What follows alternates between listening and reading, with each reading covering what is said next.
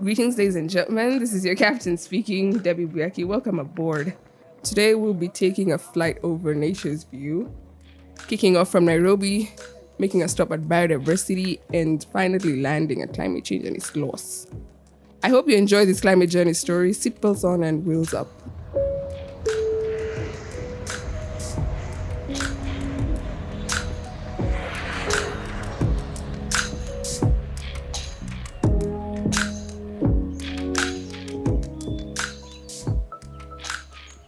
Hello everyone, we're now taking a different route. This is episode 6 and we are going to be checking out biodiversity.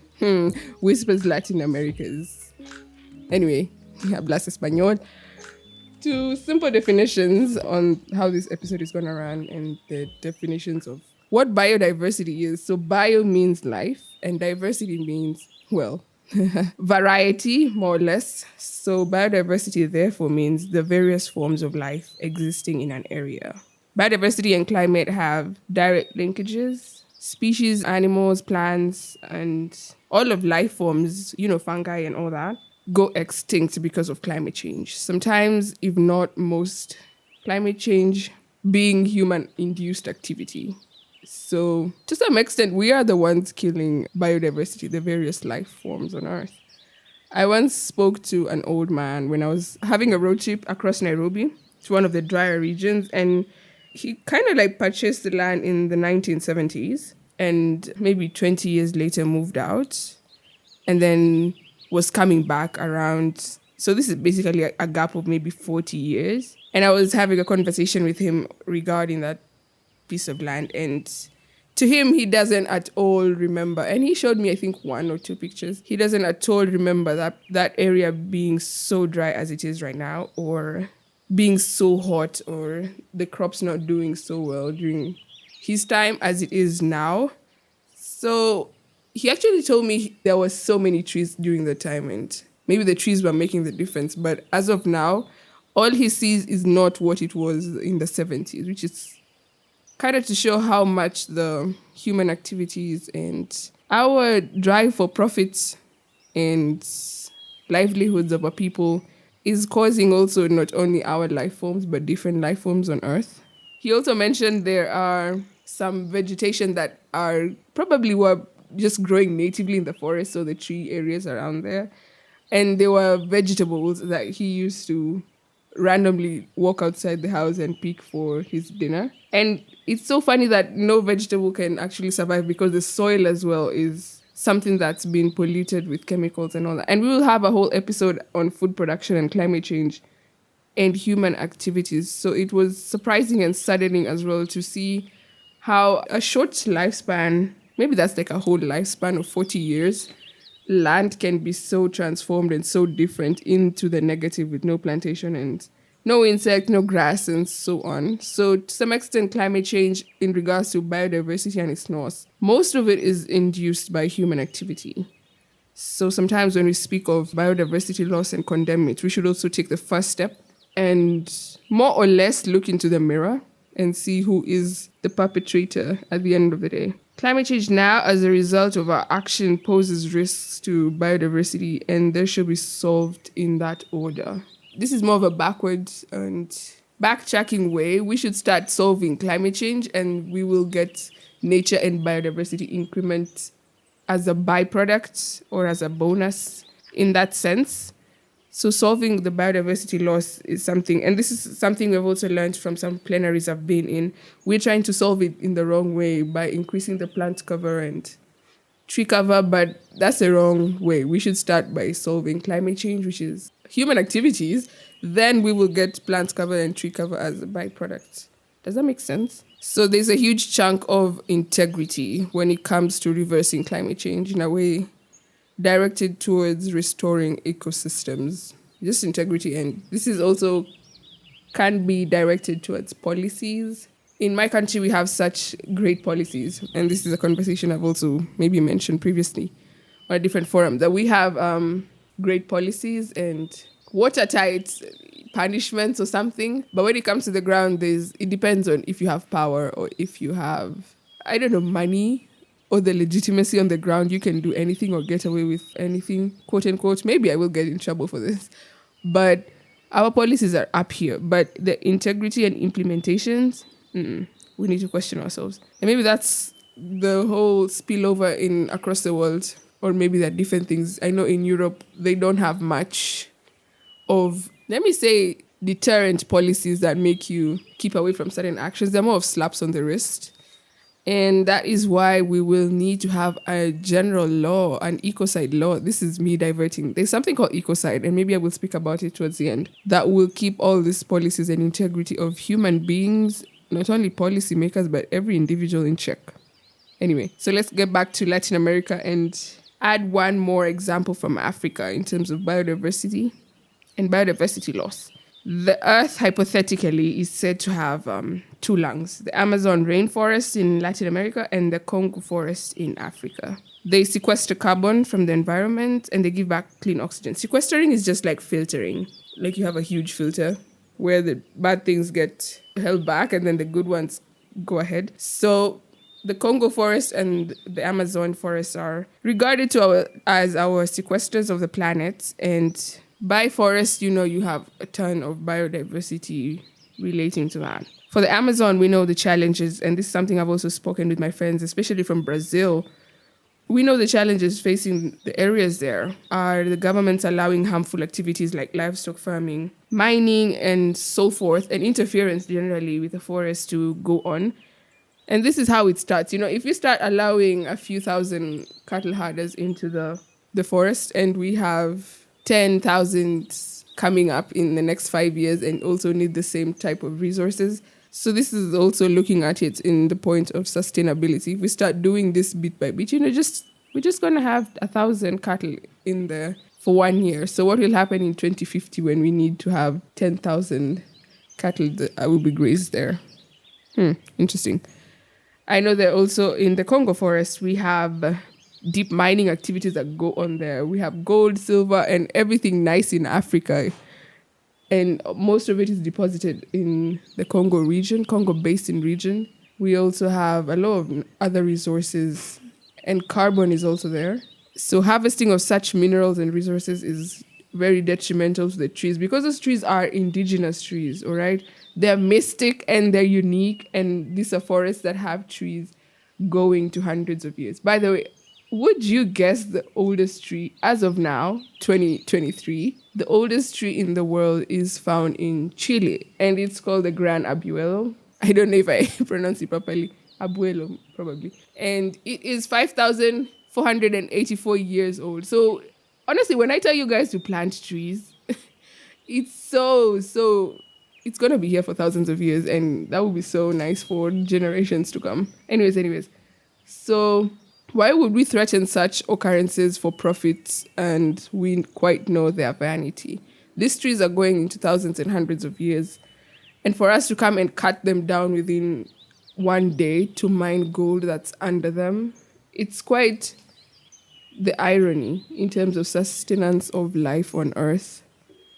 So I actually, this is a funny conversation. I actually got sent and it's like a video of a polar bear sleeping somewhere in the flowers. And it was so cute. And one of the comments was, this is what Earth would look like if human beings were not around. So it's kind of just, we are the ones killing ourselves, yet we are the ones screaming that we're dying, but we're the ones actually causing it to ourselves. Anyways, why would leaders, knowing the delicate and life-supporting importances of such assets, allow them to be tampered with in the name of profit?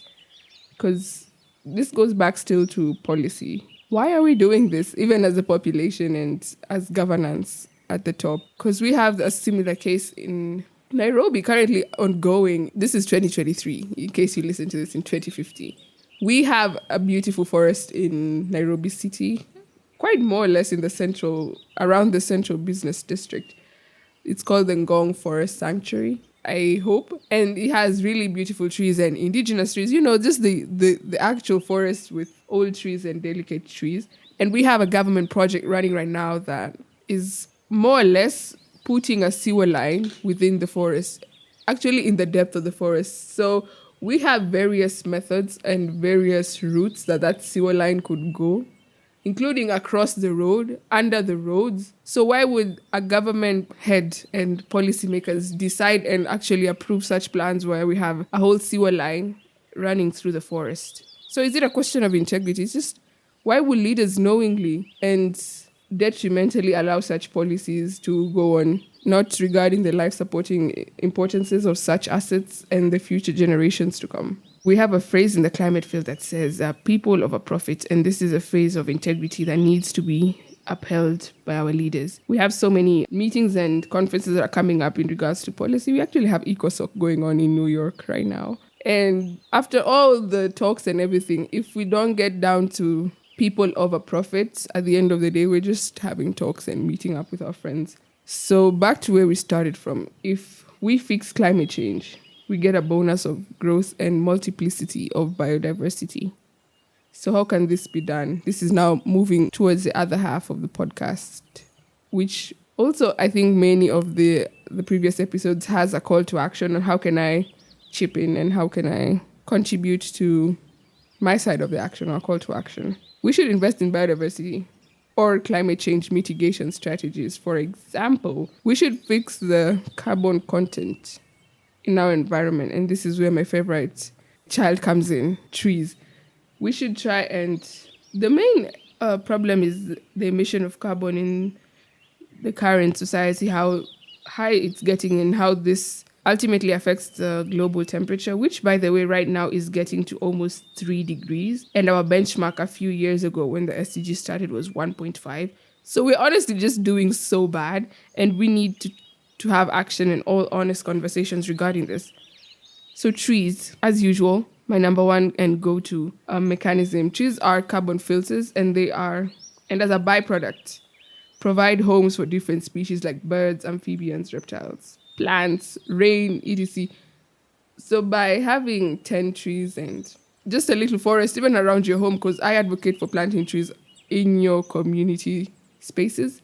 So having this around is something that will bring biodiversity, all right? Will bring other life forms like birds, amphibians, reptiles, plants, etc.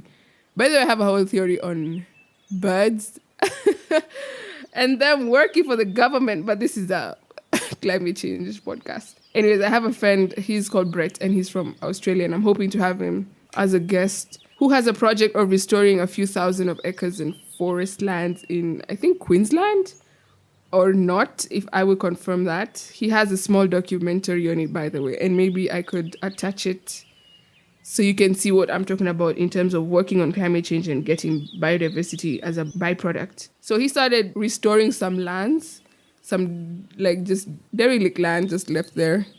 And he planted specific trees that produce specific fruits, I think just berries or some seeds. And those seeds are eaten specifically by a certain bird that was going extinct. So he intentionally also set bed sheets or sheets where the seeds fall on so the birds can see them easily. And the birds started coming back. Can you imagine? So we can have fixing climate change on one side, but on this other side, we're having a whole quote unquote going extinct species of birds returning to life. And this is something that I think is possible. We have lots of reptiles and amphibians that are not so much going to be around in the next 50 or 60 years if we don't act now. Because we are sharing a planet at the end of the day. It's not our planet completely. We are sharing it. Anyway, I think I will attach the documentary, the link to the documentary, so you can have a look at it yourself and judge for yourself. So I have taken a few jabs at governments and policy leaders and makers, but this is now our turn also as a private sector and individuals to step up as well and join them. Power belongs to the people, and this is something I have said, maybe I have said previously, and it starts with me, then tens and hundreds and thousands of people. So change should be more or less localized, and don't sit and wait for people to make it for you. Having eco-friendly businesses, when it comes to the business world, let me take a jab at them as well. When it comes to the businesses and the profit side, people who are profit. So when it comes to the profit side of our livelihoods, we have to survive, of course. We are money-oriented populace as a globe. So we have to have businesses at the end of the day, but are they eco-conscious, or do they cause more harm to the environment than good? I think saw some statistics on how much water it takes to make one pair of jeans. It's preposterous. I don't know, it's like 600 liters, or maybe that's for milk. But point is, we are taking more than we are giving back.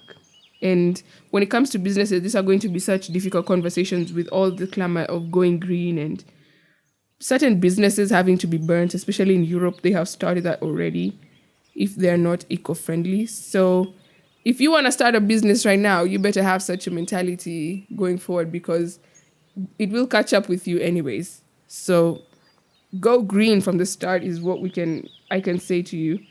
So when it comes to climate change and biodiversity, we need to have real conversations on how our actions are actually the ones destroying our lives, but not only our lives, but also the millions of other species. Let's be decent custodians of our planet, and let's think fast before we act. Anyways. So now let me give you some fun facts even as I conclude. The most biodiverse country on the planet is Brazil, followed by Colombia. Very interesting, just the Latin Americas. I guess now you understand why I started with them. And Brazil too leads in plant and amphibian species, which is kind of good. Honestly, I think amphibians really creep me out. But it's good for them that they have all this. We can also have a whole conversation on Australia and the creepy things that go on there. But I think it's really nice that they still have lots of biodiversity and big spiders. But as I conclude, more or less as we finish on how climate change and biodiversity are interrelated, biodiversity loss is a result of climate change. And if we fix climate change, we will get biodiversity as a byproduct. And this is something also the government heads can look into in terms of trying to restore ecosystems around their countries. Don't be fixing it backwards because it's not completely going to be successful. So this is more like expert advice. Fix your climate change and fix your carbon sequesters, fix the oceans and the water bodies. And you will have biodiversity on the go and as a byproduct. Imagine if you actually have clean oceans and we have more fish. This is what I'm saying. It's not only on land. We can have more fish species and we can have more turtles, more coral reefs on this. So it's fixing climate change and the effects of climate change. Do we then get biodiversity as a byproduct?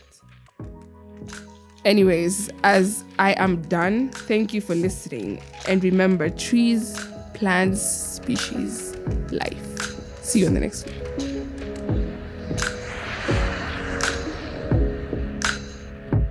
one.